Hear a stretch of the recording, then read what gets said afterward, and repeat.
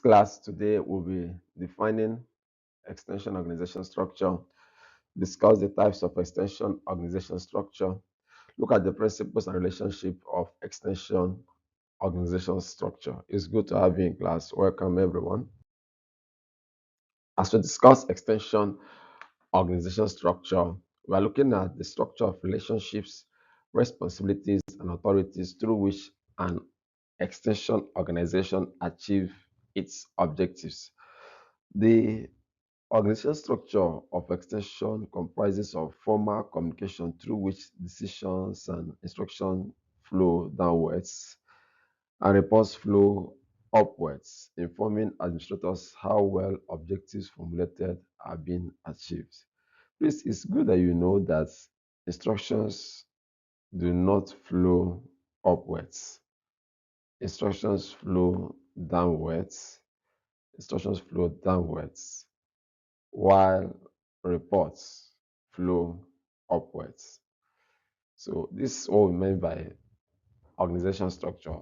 How does reports flow upwards and instruction flows downwards? Let's look at the types of organization structure in extension. First of all, we want to highlight the following major types. One, line organization. In line organization, direct line authority are clearly indicated, illustrating the principle of unity of command. The line of authority flow vertically from top to bottom of the organization. At the top of this line, you have the manager. Then after the manager, you have the subordinates before the messenger. The direct line of authority indicates formal communication in an organization. It is a non-specialist type or channel of organization. That is, various functions opposed to a single line function allocated to each line manager. A line organization is usually suitable for a smaller establishment. A line organization is better for smaller establishment, where there's the manager, the subordinate, and then the messenger, just in a straight line. The next step of extension organization structure we want to look at is staff organization. The staff organization. The term here could be used to describe the activities of personnel who are either within the capacity of assistance to executive or in an advisory capacity. For example, specialists in persons and legal matter. It's important that an organization cannot be built on the basis of staff structure alone. Now, what happens in staff organization is that every member of staff come together, and then persons who are specialists in certain areas are joined together within the management to form the structure. Next is the functionals organization. In practice, it's not possible to have an organization because the term functional relates to organization of work based on specialization. Now, a purely functional organizational structure implies that each specialist conveys his instruction directly rather than through chains of command. In this type of structure, the personnel have too many specialists giving them orders, which leads to confusion. However, if the duties of each specialist are well defined, conflicting orders should not arise. In functional organization, the setting flows in line with function. But as we said earlier, the confusion there is that there may be many persons giving instructions. Many persons who are in line of function would give instructions, and in the course of so many instructions, there may be confusion. Let's look at line and staff organization. This is a line organization with specialist advisors. The specialist advisors are functional managers who assist line managers in the performance of their responsibility. The line managers are free to concentrate on their work but are aided by function managers in areas such as personnel accounting and technical services. Let's look at committee organization. Here, a committee consists of a group of persons formed for a specific purpose. Some committees make decisions which are carried out by executive. Example, board of directors. I know in universities we have committees set up for staff appraisal, promotion, staff appointment and promotion. There are committees for discipline of students. There are several other committees. So now sometimes also committees are formed for the purpose of making recommendations on the type of action to follow, like the examination malpractice committee. Yeah. In committees, the responsibility of decision making is not that of one person, but of the group, which is facilitated by the pooling of ideas. And then judgment decisions may be the result of compromise. As individuals bring ideas from one end to the other, the final decision will always come as a result of compromise. However, committee decisions may hinder the development of managers. This is given that the manager may no longer self develop, as he would always count on the committees to bring up decisions. Decisions may also be delayed by too much deliberations. We look at the principles now. Principles of extension organization. One, the ideal organizational structure. Whatever structure we have as our organizational structure, which we think is ideal, may also need modification to allow for capacities and capabilities of managers to be improved.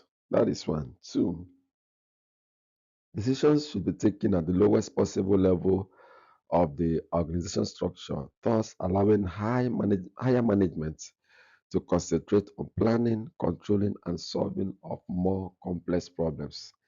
Now, we're not saying that the lower cadre of the organization should be bestowed with the responsibility of taking decision. We're only saying that within the management structure, the lower level of management should be given that privilege of making decisions, and then the higher level of management will now focus on the planning, controlling, and solving of more complex problems. Three, the organization structure should be flexible to adapt to changing circumstances. Then, job specifications should be compiled for all jobs, departments, and functions to avoid faults in the structure and eliminate duplication.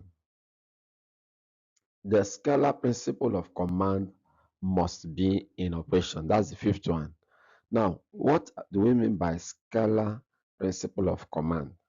Scalar principle requires that a clear line of formal authority be indicated running from top to the bottom of the organization. Of course, the line of formal authority is based on the principle of unity of command, which means that each subordinate is responsible to only one superior. The sixth one is that all departments and functions of organizations should contribute to the achievement of the organization's objective. Seventh one, delegation is not merely the process of giving instruction for specific activities to be performed, but also of giving responsibility for planning, for coordination, and for controlling some parts of the organization and its personnel. The eighth one is that the principle of span control should be taken into consideration. Recall that the data we advised that the span of control should not be very long. When a superior delegates authority and responsibility for a given activity, he is ultimately responsible for that activity. That's the ninth one. Now, this is the principle of responsibility, and it states that the responsibility of a superior for the action of a subordinate ordinance is absolute. The delegate has extended authority emanating from his superior. Now, the 10th one is that the activity of each person in the organization should be restricted as much as possible to the performance of one named activity. They say the jack of all trades is a master of none. And then for the rolling stone, we were told it gathers no moss. Let's look at the organizational relationship, the relationship of extension organization. In this discussion, we'll be looking at the different levels of personnel of an organization structure, which comprises various interrelationship of the working group in a coordinate manner to achieve organizational objective. In discussing the organizational relationship, we'll be looking at one line relationship, which refers to the relationship that exists between superiors and subordinates. Of course, you know what we mean by line: top, bottom, top, down.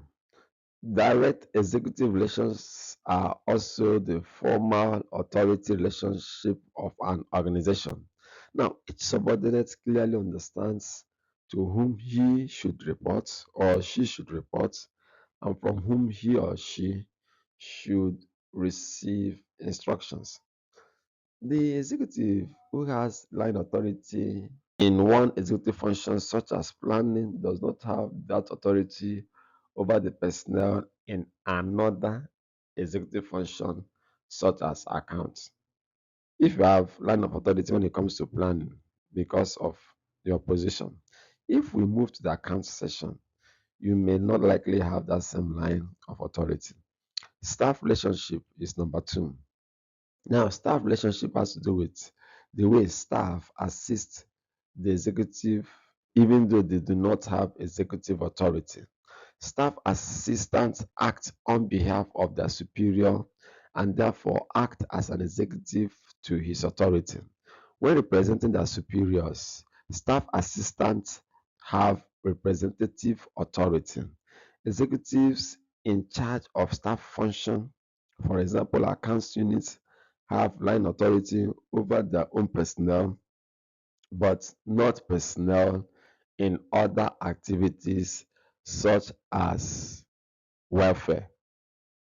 Functional relationship is the next one.